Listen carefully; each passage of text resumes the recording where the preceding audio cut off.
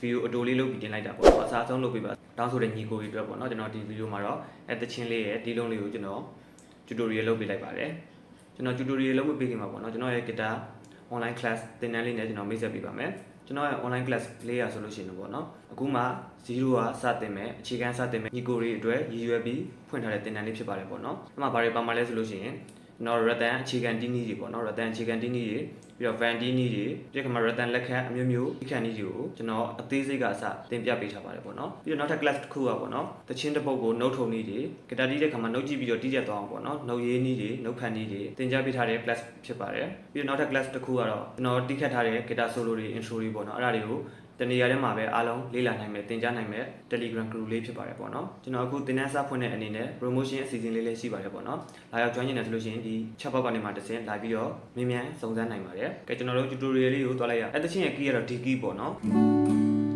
ကျွန်တော်တို့ကအရင်ဆုံးသူကတီလုံးအရင်ဆုံးတီလုံးလေးကသူကဘယ်လိုလာလဲဆိုတော့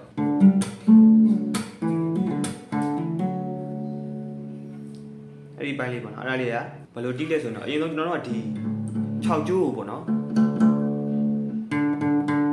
အဲ့4ကျိုးတန်ရှိလို့4ကျိုးတန်နဲ့တူအောင်6ကျိုးကို short ထားမှာဖြစ်ပါတယ် drop D ပေါ့နော် drop D short ထားမှာဖြစ်ပါတယ်အဲ့ဒီပုံစံလေးပေါ့နော်အဲ့ဒီအတန်လေးနဲ့4ကျိုးတန်နဲ့ညီအောင်6ကျိုးကို short ထားမှာဖြစ်ပါတယ်ပြီးခါမှာသူကဘယ်လိုလာလဲဆိုတော့အဲ့ဒီပုံစံလေးပေါ့နော်ကျွန်တော်ကဒီ6ကျိုးလှုပ်ကျိုးနဲ့4ကျိုးလှုပ်ကျိုးကိုရောတီးမယ်ပြီးတဲ့ခါမှာ4ကျိုးကိုဒီ5ခွက်မှာပေါက်မယ်အဲ့ဒီပုံစံလေးပါအဲ့လိုပေါက်ပြီးတဲ့ခါမှာဒီညာဘက်လက်နဲ့ဒီကျိုးလေးကိုရိုက်မယ်ပေါ့နော်အဲ့ဒီပုံစံလေးပေါ့နော်အဲ့လိုရိုက်ပြီးတဲ့ခါမှာကျွန်တော်တို့ကဒီ4ကျိုးကိုဒီ9ခွက်မှာတီးမယ်တီးတဲ့ခါမှာလည်းခုနကအတိုင်းပဲ6ကျိုးလှုပ်ကျိုးနဲ့ရောတီးမယ်အဲ့ဒါဘယ်လိုဖြစ်သွားမလဲဆိုရင်တော့အဲ့ဒီပုံစံလေးဖြစ်သွားပါမယ်ပြီးတဲ့ခါမှာ4ကျိုး9ခွက်ကနေပြီးတော့4ကျိုး4ခွက်ကိုစလိုက်ဆွဲမယ်ဒီလိုလေးပြန်ဆွဲမှာပေါ့နော်ဒီညာဘက်လက်ကမတီးဘက်နဲ့ပြန်ဆွဲမှာဖြစ်ပါတယ်အဲ့ဒီအတန်လေးပေါ့နော်ဒီကနေပြီးတော့တစ်ချက်တီးလိုက်တဲ့အတန်လေးကိုနောက်ဘက်ကိုဒီလိုပြန်ဆွဲလိုက်တာပါအဲ့ဒီပုံစံလေးဖြစ်သွားမှာပေါ့နော်ကျွန်တော်အစအနေဖြည်းဖြည်းလေးပြန်တီးပြပါမယ်အဲ့ဒီပုံစံလေးပါအဲ့ဒီလိုဆွဲပြီးတဲ့ခါမှာကျွန်တော်တို့ကဒီညာဘက်လက်နဲ့နောက်တစ်ချက်ထပ်ရိုက်မယ်အဲ့လိုရိုက်ပြီးတဲ့ခါမှာကျွန်တော်တို့ကဒီလက်ညှိုးနဲ့2ကွက်4ကျိုးပေါ့နော်4ကျိုး2ကွက်မှာကျွန်တော်က6ကျိုးနဲ့တခါထပ်ပြီးရောတီးမယ်အစားအနေပြန်တီးရင်ဘယ်လိုဖြစ်သွားမလဲဆိုရင်တော့အဲ့ဒီပုံစံလေးဖြစ်သွားမှာပေါ့နော်အဲ့လိုတီးပြီးခါမှာကျွန်တော်တို့ hammer on pulling off လေးသွားမှာပေါ့နော်ဒီ4ကျိုး2ကွက်မှာကျွန်တော်တို့ကဖိပြီးပြီးတော့ဒီခါမှာကျွန်တော်တို့ကဒီလက်တကြွနဲ့ဒီ4ခွက်မှာ4ကျိုး4ခွက်မှာထပ်ပေါက်မယ်အဲ့လိုလေးပေါ့နော်ပေါက်မှာပေါ့နော်ပြီးတဲ့ခါမှာကျွန်တော်တို့ကကုတ်ချမယ်ဒီလက်တကြွနဲ့ပေါ့နော်လက်တကြွနဲ့ကုတ်ချမယ်အဲ့ဒီပုံစံလေးပါအဲ့လိုလက်တကြွနဲ့ကျွန်တော်တို့ကကုတ်ချပြီးတဲ့ခါမှာတစ်ခါထပ်ပြီးလက်ညှိုးနဲ့တစ်ခါထပ်ပြီးတော့ကုတ်ချပါမယ်အဲ့ဒီပုံစံလေးပေါ့နော်အဲ့ဒီခါကျဘယ်လိုဖြစ်သွားမလဲဆိုတော့အဲ့ဒီပုံစံလေးဖြစ်သွားမှာပေါ့နော်ကျွန်တော်တို့ကခုနကဒီ4ကျိုးနဲ့6ကျိုးနဲ့ကိုရောတီးတယ်ပြီးတဲ့ခါမှာလက်တကြွနဲ့ပေါက်မယ်ပြီးတဲ့ခါမှာကုတ်ချမယ်ပြီးတဲ့ခါမှာလက်ညှိုးနဲ့တစ်ခါထပ်ပြီးကုတ်ချမယ်အဲ့ဒီပုံစံလေးပါကျွန်တော်အစအနေဖြည်းဖြည်းလေးပြန်တီးပြပါမယ်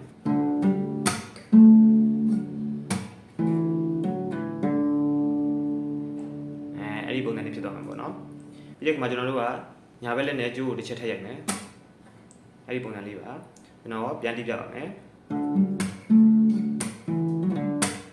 အဲ့လိုရိုက်ပြီးတဲ့ခါမှာကျွန်တော်တို့ကဒီ6ကျိုးလှုပ်ကျိုးနဲ့4ကျိုးလှုပ်ကျိုးနဲ့ကိုရောတီးမယ်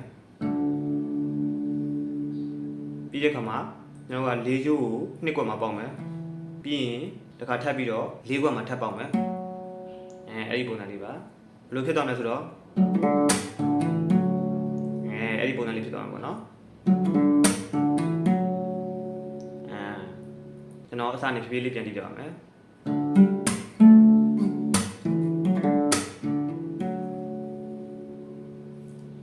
အဲ့ဒီပုံစံလေးဖြစ်သွားပါမယ်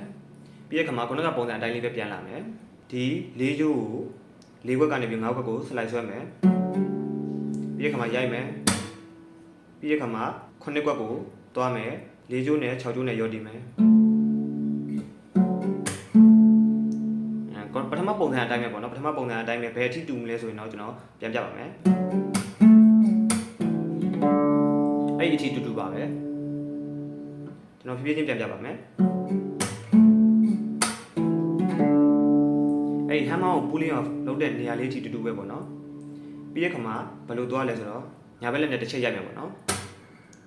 ပြီးတဲ့ခါမှာ6ကျိုးနဲ့4ကျိုးနဲ့လွှတ်တီးလိုက်မယ်အဲ့ဒီပုံစံလေးဖြစ်သွားမှာပေါ့နော်ပထမတစ်ခေါက်ကဘယ်လိုလဲဆိုတော့အဲ့ဒီပုံစံလေးပါဒုတိယတစ်ကြောကျတော့ဘယ်လိုလဲဆိုတော့အဲ့ဒီပုံစံလေးပါပေါ့နော်အစာပိုင်းကအတူပါပဲနောက်ဆုံးအဆုံးသက်ကလေးမှာပဲကွဲသွားတာပေါ့နော်hammer ကို pulling off လုပ်တဲ့နေရာအထိအတူပါပဲဒါပထမတစ်ခေါက်ဒုတိယတစ်ခေါက်ကျတော့ဒါဒုတိယတစ်ခေါက်ပြီးတဲ့ခါမှာအဲ့နေရာမှာတွဲလုံးလေးထည့်သွားပါတယ်ဘယ်လိုလေးထည့်သွားလဲဆိုတော့အဲ့ဒါလေးဘယ်လိုတီးလဲဆိုတော့ဒီ5ကျိုးလှုပ်ကျိုးပေါ့နော်ပြီးတဲ့ခါမှာ2ကွက်မှာပေါက်မယ်5ကျိုးကိုပြီးတဲ့ခါမှာ5ကျိုးကို4ကွက်မှာတစ်ခါထပ်ပေါက်မယ်ပြီးတဲ့ခါမှာ4ကျိုးလှုပ်ကျိုးတီးမယ်အဲ့ဒီပုံစံလေးပေါ့နော်အဲ့ဒီပုံစံလေးပါအဲ့လောက်ဆိုလို့ရှိရင်နားလဲသွားလိမ့်မယ်ထင်ပါတယ်ကျွန်တော်အစနေဖြည်းလေးပြန်ကြည့်ပြပါမယ်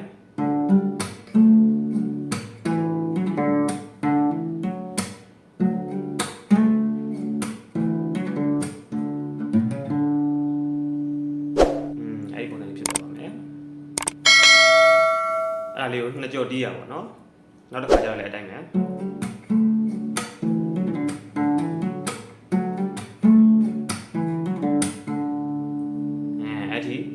နောက်တစ်ကြောတစ်ခါထပ်တည်ရပြီးတဲ့ခါမှာသူတို့တချင်းဝင်နေပေါ့နော်တချင်းကဘယ်လိုလေးလဲဆိုတော့အဲ့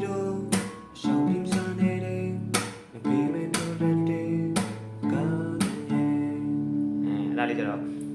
နောက်ကဒီ၄ကျိုးလှုပ်ကျိုးနဲ့6ကျိုးလှုပ်ကျိုးနဲ့ကိုရောတီမယ်ပြီးတဲ့ခါမှာ၄ကျိုးကို5ကွက်မှာပေါက်မယ်အဲ့ဒီပုံစံလေးပါပြီးတဲ့ခါမှာညာဘက်လက်နဲ့ကျိုးကိုရိုက်မယ်အဲ့ဒီပုံစံလေးပေါ့နော်အဲ့ဒီပုံစံလေးပါအဲ့လိုရိုက်ပြီးတဲ့ခါမှာကျွန်တော်တို့ကဒီ၄ကျိုးကို5ကွက်မှာဖိပြီးတော့နောက်တစ်ချက်6ကျိုးနဲ့ထပ်ရောတီးမယ်အဲ့ဒီပုံစံလေးပါပြီးနောက်တစ်ချက်ထပ်ရိုက်မယ်အဲ့ဒီပုံစံလေးပါအဲ့ဒီပုံစံလေးပေါ့နော်နားထဲမှာနားယူဝအောင်နားထောင်ပါဒီအတန်လေးကို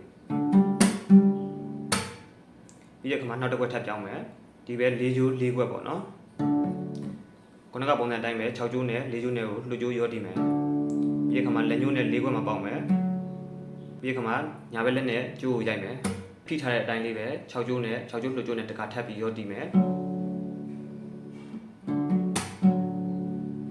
အဲ့ဒီပုံစံလေးပါပြီးရင်တစ်ခါထပ်ပြီးတော့ညာဘက်လက်လေးနဲ့ကျိုးထပ်ရိုက်မယ်ပြီးရင်ဒီ၄ကျိုး2ကွက်ခုနကပုံစံတိုင်းလေးပါပဲ6ကျိုးလှုပ်ကျိုးနဲ့4ကျိုးလှုပ်ကျိုးရောတီးမယ်ပြီးရင်2ကွက်မှာတစ်ခါထပ်ပြီးတော့၄ကျိုးကိုပေါက်မယ်ပြီးတဲ့ခါမှာလက်ကလေးနဲ့ရိုက်မယ်ပြီးရင်6ကျိုးလှုပ်ကျိုးနဲ့4ကျိုး2ကွက်ကင်လျက်ကိုရောတီးမယ်ပြီးတဲ့ခါမှာလက်ကလေးနဲ့ညာဘက်လက်နဲ့ကျိုးလေးကိုရိုက်မယ်အဲ့ဒီပုံစံလေးဖြစ်သွားမှာပေါ့နော်ပြီးတဲ့ခါကျတော့အဲ့လေးကြတော့ပေါ့နော်ဒီ6ကျိုးလှုပ်ကျိုးနဲ့4ကျိုးလှုပ်ကျိုးရောတီးမယ်ပြီးတဲ့ခါမှာဒီ2ကွက်မှာ4ကျိုးကိုလက်ညှိုးလေးနဲ့ပေါက်မယ်ပြီးတဲ့ခါမှာလက်ညှိုးလေးနဲ့ပြီးတဲ့ခါမှာညာဘက်လက်ကလေးနဲ့ကျိုးကိုရိုက်မယ်ဒီပုံစံလေးပါ6ကျိုးလှုပ်ကျိုးနဲ့4ကျိုးလှုပ်ကျိုးနဲ့ကိုရောတီးမယ်အဲ့ဒီပုံစံလေးပါအဲ့ဒီပုံစံလေးပေါ့နော်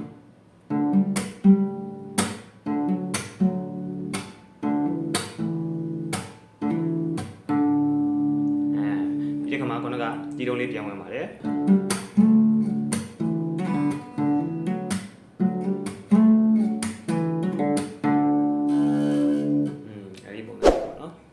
ခုလောက်ဆိုလို့ရှိရင်နားလဲသွားလိမ့်မယ်ပေါ့နော်ကျွန်တော်ရဲ့ YouTube channel မှာလည်းဒီလို guitar lesson လေးတွေကိုအများအားတင်ပေးတော့မှာဖြစ်တဲ့အတွက်ကြောင့်မလို့ပေါ့နော် like and subscribe လေးလုပ်ခဲ့ဖို့တောင်းဆိုပါတယ်အားလုံးပဲနောက်တစ်ဗီဒီယိုမှာပြန်လည်ဆုံတွေ့ကြပါမယ်